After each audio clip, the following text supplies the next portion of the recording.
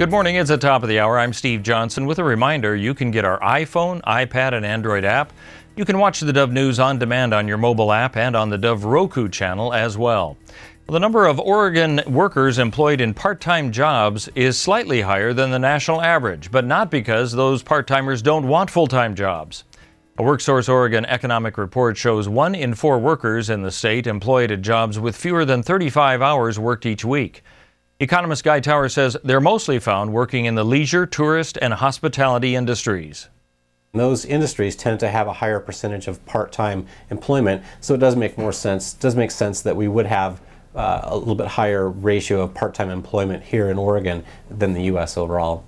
Now in Oregon, just over 24% of the workforce work in part-time jobs. Nationally, the percentage is closer to 20%.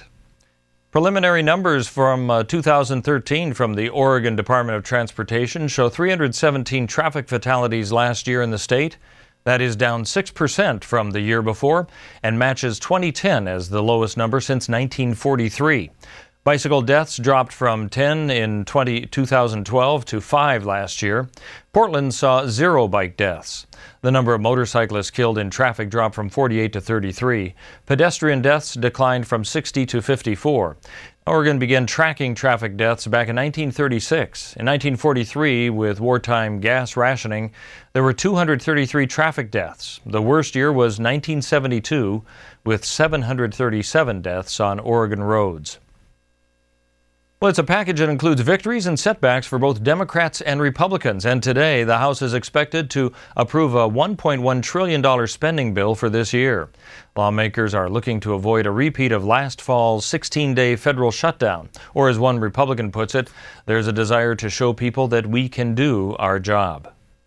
It's the second day of voting in Egypt and the country's new constitution, and Egyptians have again been lining up to vote despite yesterday's sporadic violence involving security forces and supporters of ousted Islamist President Mohamed Morsi.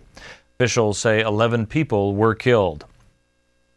Well, a grand jury in southern Oregon has indicted a 65-year-old woman on charges she killed 2 people. The district attorney's office said yesterday that Susan Monica of Rogue River will be arraigned on the indictments next week. A 5th indictment charged that she stole the identity of a man named Robert Haney. Monica arrested Friday at her 20-acre ranch where she welds wrought iron and gates and fences. Deputies say that evidence supports charges she murdered 2 people in a year and a half. Let's take a look at what we can expect on the weather scene. For Medford and Grants Pass, partly cloudy today and tomorrow, a high today of 53, 54 tomorrow. Cloudy skies on Friday, a slight chance of rain on Saturday. For the Klamath Falls area, partly cloudy as well today, a high of 48, 49 tomorrow with about a 10% chance of rain on Saturday. Along the coast in Brookings, sunny today, a high of 70, could get up to 72 tomorrow, lows in the low 40s, and then a slight chance of rain both Saturday and Sunday. For the Port Orford and Coos Bay area, partly cloudy today, a high of 61 today, 66 tomorrow, 62, and a slight chance of rain on Friday. And for Northern California and Wairika, partly cloudy today and tomorrow, a high of 55 today, 56 tomorrow, a slight chance of rain on Saturday before clearing out on Sundays, lows all in the low to mid-20s. That's a look at news and weather. You're up to date with the latest here on the Dove.